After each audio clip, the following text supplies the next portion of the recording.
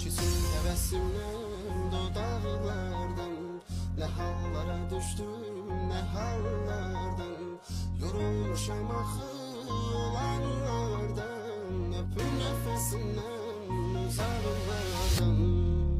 Yayılıb aləmə fəryadım harayım, bir ümidim olsun her zaman arayım.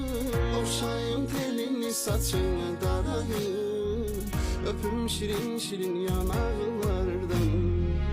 Ne bilsin ağlamaq çarəmi, həllimi, öləcəm qalacam bu səncə bəllimi.